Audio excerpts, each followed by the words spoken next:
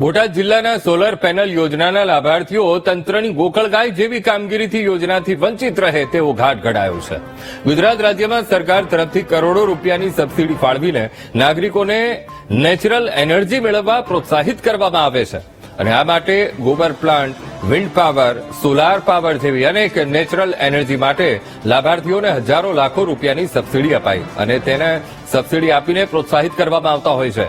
પરંતુ પૂરતા મીટરનો જથ્થો સ્ટોકમાં નહીં હોવાથી તેમજ જરૂરિયાત મુજબ મીટરનો જથ્થો ફાળવવામાં નહીં આવતા અનેક લોકોએ રૂફટોપ સોલાર પેનલ લગાવી લાખોનો એ સબસિડી અને પાવર બિલથી છુટકારો મેળવવા માટે મુશ્કેલી વેઠવી પડે છે.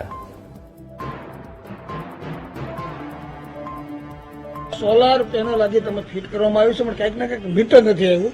કેટલા સમય પહેલા આ ફિટ કરેલું છે, શું છે? મેં આ સોલાર ફિટ કરાવ્યા ને 2 મહિના થઈ ગયા ને હજી મીટર આવેલ નથી. તેથી 15 દિવસમાં આવી જશે એવું કીધેલું. કેટલાક રૂપિયાનો ખર્ચો થયો છે? આમાં 2,15,000 રૂપિયા મેં આપેલા છે ને એની સબસિડી હજી આવી નથી. એનું કારણ એ કે મીટર મૂકે તો સબસિડી આવે ને. આ બાબતે તમે કચેરીમાં PGVSL માં 4 વાર જઈ આવ્યા, એ લોકોને રજૂઆત કરી પણ મીટર નથી એવું કહે છે.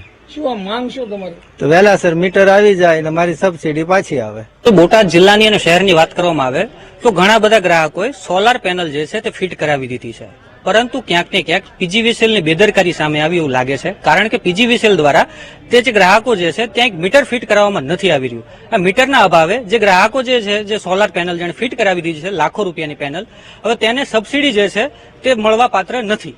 એટલે અમારી બોટાદ જિલ્લાના અને શહેરના આ જે આવા જે ગ્રાહકો જે છે એની એટલી જ માંગ છે કે વહેલી તકે PGVSL આમાં ધ્યાન દોરે અને વહેલી તકે અહીં મીટર ફિટ કરી દે, જેથી કરીને આવા જે ગ્રાહકો જે સબસિડીથી વંચિત રહે છે તે લોકોને તાત્કાલિક અસરથી તેને જે 1.5-2 લાખનું જે રોકાણ કર્યું છે એનું વળતર રૂપે તેને સબસિડી મળતી ચાલુ થઈ જાય. સોલાર માટે